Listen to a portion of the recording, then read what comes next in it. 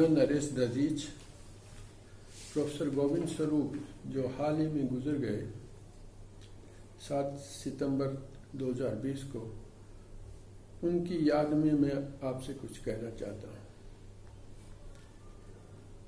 Professor स्वरूप एक महान वैज्ञानिक ही नहीं थे, वो एक दृष्टा वैज्ञानिक थे जिसने अपनी एक नई राह बनाई।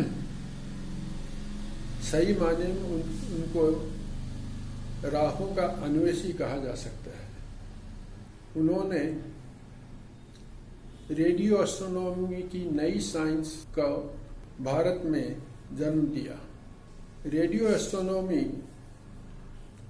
ये दूसरे महायुद्ध के बाद से जन्मी हुई साइंस की एक विधा है। रेडियो इंजीनियर्स रडार कम्युनिकेशन के लिए इस महायुद्ध में इकट्ठा हुए थे।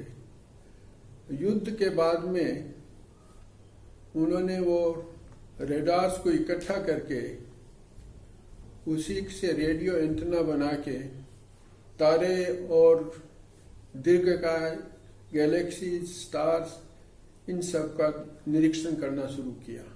उससे रेडियो टेलीस्कोप या रेडियो साइंस का जन्म हुआ। यहाँ एक बात कहना जरूरी है कि रेडियो टेलीस्कोप आम टेलीस्कोप की जैसा नहीं दिखता। आम टेलीस्कोप की में क्या है कि एक डोम होगा, उसके अंदर एक बड़ा दर्पण है, वहां से प्रकाश किरण आती है, उसको इकट्ठा किया जा सकता है और फिर उसको डिटेक्टर में देख के वो उसकी सारी निरीक्षण होता है। प्रकाश एक विद्युत चुंबकीय वेव है और उसकी जो फ्रीक्वेंसी है या वेवलेंथ है, जो जिसका दायरा 4000 एंगस्ट्रॉम से 8000 एंगस्ट्रॉम के बीच में होता है, तो वो विद्युत चुंबकीय लहर हमको प्रकाश के रूप में दिखाई देती है। इससे वेवलेंथ ज्यादा हो और इससे कम हो तो वो प्रकाश विद्युत चुंबकीय लहर हमें दिखाई नहीं देती है। सो रेडियो वेव वो है जो प्रकाश की वेवलेंथ से उसकी वेवलेंथ बहुत ज्यादा होती है। अब उसको देखने के लिए, रेडियो वेव का निरीक्षण करने के लिए जो प्रकाश दूरबीन है वो काम नहीं आ सकती। और उसका एक सीधा है कि आपने रेडियो एंटेना अपने घर में देखा होगा पुराने जमाने में। वो क्या होता था, एक तार की जाली होती। तो इसका मतलब ये हुआ कि रेडियो वेव को इकट्ठा करने के लिए हमको इसी तरह की एक बड़ी तार की जाली करना होता। इसलिए आपको रेडियो टेलीस्कोप होंगे, वो ये स्टील के तारों के बने हुए दिखाई देंगे।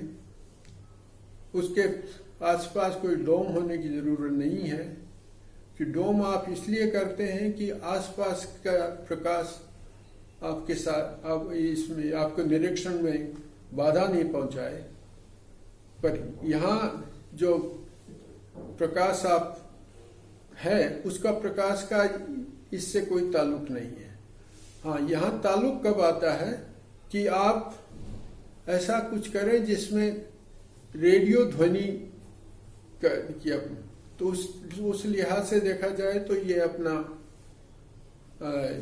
मोबाइल फोन का कम्युनिकेशन है, वो रेडियो एस्ट्रोनॉमी में बाधा पहुंचा सकता है। प्रोफेसर स्वरूप एक छोटे कस्बे ठाकुरद्वार मुरादाबाद के पास यूपी में है, वहाँ एक जमींदार परिवार में जन्मे थे और उन्होंने इलाहाबाद में बीएससी और एमएससी की। उस वक्त इलाहाबाद यूनिवर्सिटी में हिंदी साहित्य ही नहीं, विज्ञान में भी बहुत जाने मानी व्यक्ति थे। वहां पर प्रोफेसर कृष्णन जिन्होंने सीवी रमन के साथ में रमन इफेक्ट की खोज की थी, वो उनके प्रोफेसर थे। जवाहरलाल नेहरू ने 1947 में प्रोफेसर कृष्णन को आमंत्रण दे के बुलाया कि आप दिल्ली में एक नई भौतिकी की एक नई प्रयोगशाला शुरू करें, national physical laboratory. Professor Krishnan was the founding director of national physical laboratory. तो एमएससी करने के बाद में प्रोफेसर स्वरूप एनपीएल में आ गए कृष्णन साहब के साथ। 1951 में कृष्णन साहब एक अंतर्राष्ट्रीय कॉन्फ्रेंस में गए, रेडियो इंजीनियर्स की कॉन्फ्रेंस थी, और वहां पर उन्होंने सुना कि जोसेफ पासे सिडनी से और मार्टिन राइल कैम्ब्रिज इंग्लैंड से, ये लोग एक नई एस्ट्रोनॉमी या नई साइंस का जन्म के दे रहे हैं, वो रेडियो एस्ट्रोनॉमी कि वो तारों और गैलेक्सी से जो प्रकाश आता है, वो रेडियो वेव में आने वाला प्रकाश, उसका वो निरीक्षण कर रहे हैं। सो कृष्णन साहब बहुत उत्साहित होकर वापस आए और उन्होंने आके अपने सारे जवान विद्यार्थियों को कहा कि ये एक नई साइंस उजागर हो रही है, तो इसमें अपने को हिस्सा लेना चाहिए। 1953 में स्वरूप सिडनी गए कोलंबो प्लान फेलोशिप के लिए, जोसेफ पासे के साथ काम करने के। और जब वहां सिडनी पहुंचे तो वहां एक और बेंगलोर का एक साथी पार्थसारथी पहले ही मौजूद था। वहां पर उन्होंने पार्थसारथी के साथ 32 रेडियो एंटेना थे, उस पे उन्होंने काम किया, कुछ नई खोजें की। और जब वो 1953 में वापस घर आने वाले थे, उनकी फेलोशिप खत्म होने के बाद, तब तक पासे साहब ने बहुत बड़ा नया रेडियो टेलीस्कोप बनाने की बात की, सोच रहे थे, और ये 32 एंटेना अभी उनके कोई काम के नहीं थे। तो स्वरूप साहब ने उनको पूछा, ये हमको हम एनपीएल के लिए आप देन दे सकते हैं क्या? तो उन्होंने कहा बिल्कुल, हम आराम से देंगे। तो उन्होंने, स्वरूप साहब ने इनको कृष्णन साहब को लिखा, और कृष्णन साहब ने तुरंत हाँ कही। पर पासे का ये कहना था कि आप इसका शिपमेंट का खर्चा आप कीजिए, और वो ऐसा जमाना था कि उस वक्त वो शिपमेंट का खर्चा करने के लिए भी एनपीएल के पास में पैसा नहीं था। खैर, कुछ 1-1.5 साल के बाद में ऑस्ट्रेलियन लोगों ने अपने आप ही वो 32 एंटेना भेज दिए। इसी बीच 1956 में स्वरूप अमेरिका गए और स्टैनफोर्ड यूनिवर्सिटी में रेडियो एस्ट्रोनॉमी में पीएचडी की। 1961 में पीएचडी खत्म होने के बाद में वहीं पे उन्होंने प्राध्यापक का काम करना शुरू किया। 1963 में इंटरनेशनल एस्ट्रोनॉमिकल यूनियन एक मीटिंग में ये 4 जवान हिंदुस्तानी लोग मिले, गोविंद स्वरूप, मुकुल कुंडू, टी के मेनन और टी कृष्णन। और उसमें स्वरूप ने इन चारों को कहा कि हम चारों लोग वापस हिंदुस्तान आएंगे और वहाँ पर रेडियो एस्ट्रोनॉमी की नई सांझ शुरू करेंगे। तो उन्होंने चारों ने मिलके एक पत्र लिखा UGC, department of atomic energy, CSIR, उनको अपनी मंशा जताई कि हम इस तरह का नई साइंस करना चाहते हैं। उनमें से यहाँ से भाभा ने तुरंत उनको केबल भेज के कहा कि आप बिल्कुल आइए, हम TIFR में रेडियो एस्ट्रोनॉमी का एक नया ग्रुप शुरू करना चाहते हैं। इस तरह से स्वरूप साहब 1963 में TIFR में आए। आते ही उन्होंने NPL को कहा कि वो जो 32 एंटेना ऑस्ट्रेलिया से आए थे वो हमें आप भेज दीजिए, हम यहाँ काम करना शुरू कर चाहते हैं। तो उन 32 एंटेना से सब पहले कल्याण हिल बम्बई के पास में, यहाँ पर उन्होंने अपने नए विद्यार्थियों के साथ काम करना शुरू किया। फिर एक दिन TIFR की लाइब्रेरी में बैठे हुए उनको एक बहुत अनूठी कल्पना आई कि एक नए किस्म का रेडियो टेलीस्कोप हम बनाएंगे और उसकी खासियत क्या होगी कि ऐसा किया जाए कि एक पहाड़ी को देखा जाए जिसका स्लोप नॉर्थ साउथ हो और वो स्लोप उतना ही हो वो जितना उस जगह का लेटीट्यूड हो। तो फिर इस तरह की पहाड़ी की खोज शुरू हुई। दक्षिण भारत में ऊटी में इस तरह की एक पहाड़ी उन्हें मिली।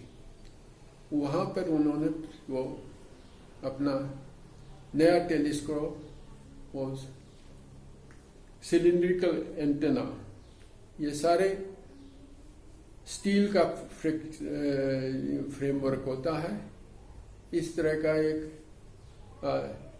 200 मीटर 200-250 मीटर लंबा ये सिलिंड्रिकल एंटेना बनाए। ये एक बहुत बड़ी नई चुनौती थी इन हमारे यहाँ की टेक्नोलॉजी को, और उसका एक इंजीनियर साहब ने ठीक से बयान किया,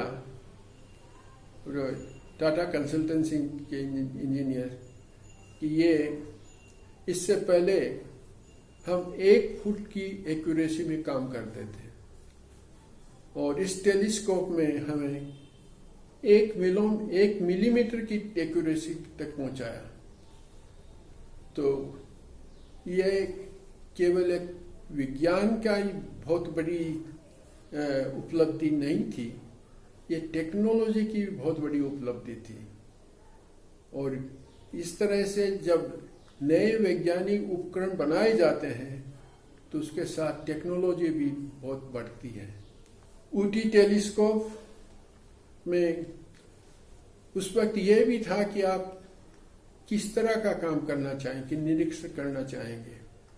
तो उस वक्त सबसे बड़ा प्रश्न एस्ट्रोनॉमी में था, ये था कि भाई विश्व की रचना का एक थ्योरी तो बिग बैंग थ्योरी थी और दूसरी थ्योरी थी स्टेडी स्टेट थ्योरी।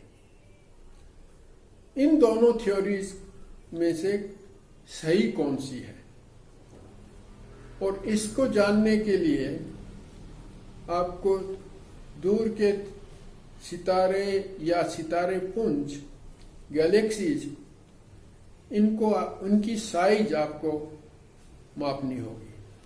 उसके साइज का मतलब ये था कि जितना ये दूर होगी उसकी साइज छोटी होगी और ये साइज कम होती जाएगी, क्योंकि बिग बैंग की थ्योरी है उसके लिहाज से विश्व विस्तार पा रहा है। जिस तरह से ये ज़्यादा एक्सपेंड होता जाएगा उसी तरह की उसकी साइज छोटी होती जाएगी। तो ये एंगुलर साइज ऊटी रेडियोस्कोप टेलीस्कोप ने बहुत अच्छा काम किया है एंगुलर साइज मापने का।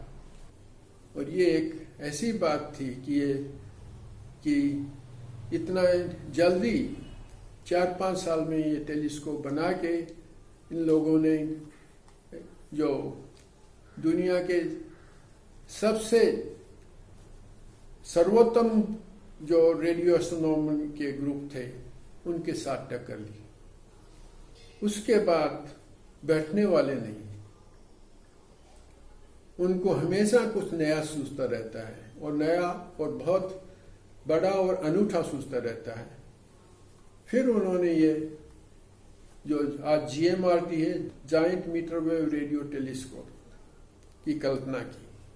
तो इसमें एक मीटर वेवलेंथ क्यों, उसके बारे में ये इस तरह का टेलीस्कोप की क्या बात है। एक बात तो मीटर वेवलेंथ के लिए ये थी कि पश्चिमी देशों में ये कम्युनिकेशंस लाइक माइक्रोवेव और रेडियो कम्युनिकेशंस बहुत हो गए थे, इसलिए मीटर वेवलेंथ में वहाँ बहुत डिस्टरबेंस रहता है, तो वहाँ पर इस तरह का टेलीस्कोप नहीं बन सकता। भारत में अभी तक मोबाइल फोन्स वगैरह नहीं आए थे, ये बात 1985-86 की है। तब उन्होंने कहा कि यही एक सही वक्त है कि जब भारत में इस तरह का टेलीस्कोप बनाया जा सकता है, वो दूसरी जगह नहीं बन सकता। दूसरी बात यह है कि इस मीटर वेवलेंथ की जो बड़े टेलीस्कोप हैं उसके लिए जगह ज़्यादा लगती है, पर तुलनात्मक टेक्नोलॉजी उतनी ज़्यादा नहीं होती, वो उतनी एडवांस नहीं लगती, उतनी प्रगत टेक्नोलॉजी की जरूरत नहीं पड़ती। तो इसलिए इस लिहाज से ये सबसे सही और बहुत ही सूझबूझ का स्वरूप साहब का सोचना था। इस तरह से ये giant metre wave radio telescope 1985-86 से वो उसके लिए साइट सर्वे, ठीक से जगह देखने कि जहाँ पे ये रेडियो डिस्टरबेंस कम हो, और दूसरी बात ये है कि ये अच्छी तरह से उसकी पहुंच भी हो जहाँ से बड़ी टेक्नोलॉजी लाया जा सके। और उस वक्त मैं पूना यूनिवर्सिटी में था, तो शुरुआत के दिनों में मैंने इनका कुछ यहाँ लॉजिस्टिक उनके आने जाने का, रहने वहने का प्रबंध किया। तो इतना सा छोटा मेरा वो उसमें योगदान के द्वारा। ये giant metre wave radio telescope ये एक विज्ञान की दृष्टि से और टेक्नोलॉजी की दृष्टि से एक बहुत बड़ी उपलब्धि है। ये दुनिया का मीटर वेवलेंथ में सबसे बड़ा टेलीस्कोप है, और ये नारायणगांव के पास खोड़ल में बना हुआ है। ये असलियत में भारत के आधुनिक विज्ञान में एक बहुत बड़ी उपलब्धि है, और ये एक बहुत हमेशा इसको क्या कहेंगे, एक मील का पत्थर है जिस पे भारतीय विज्ञान टिका है। GMRT ने एक और बहुत अच्छा काम किया। आयु का जिसके प्रोफेसर जयंत नार्लिकर ने जिसकी स्थापना की, inter university centre for astronomy and astrophysics, उसकी प्रेरणा और उसको चलन देने वाला GMRT था। उसका तर्क ऐसा था कि GMRT जैसा बहुत ही उम्दा उपकरण हमारे पास है, पर इसका उपयोग कौन करेगा, क्योंकि भारतीय यूनिवर्सिटीज में एस्ट्रोनॉमी एंड एस्ट्रोफिजिक्स पढ़ाई नहीं जाती है। तो इसलिए जो इसका जो इस नए साइंस का जो एक्साइटमेंट है, इसको स्टूडेंट्स तक ले जाने के लिए कोई एक संस्था, एक वाहन होना चाहिए। उस वाहन के रूप में inter university centre for astronomy and astrophysics की कल्पना की गई और वो प्रोफेसर नार्लिकर ने साकार की, और ये दोनों इंस्टीट्यूट एक दूसरे के बगल बगल में हैं। National centre for radio astronomy जो GMRT चलाता है, और आयु का। दूसरा एक बात और मैं कहना चाहूँगा कि प्रोफेसर स्वरूप आखिर तक अपने में एक छोटे बच्चे जैसा कौतूहल हमेशा कायम रखा। बहुत अच्छा ये होता कि वो किसी IIT या यूनिवर्सिटी में होते, जहाँ पे बहुत से स्टूडेंट्स उनके साथ काम करते, तो एक वो और ही मुखर होके एक नई पीढ़ी तैयार कर सकते थे। अभी वो नहीं रहे, पर वो इतना कुछ छोड़ गए हैं कि जिसकी बदौलत वो हमेशा याद रहेंगे।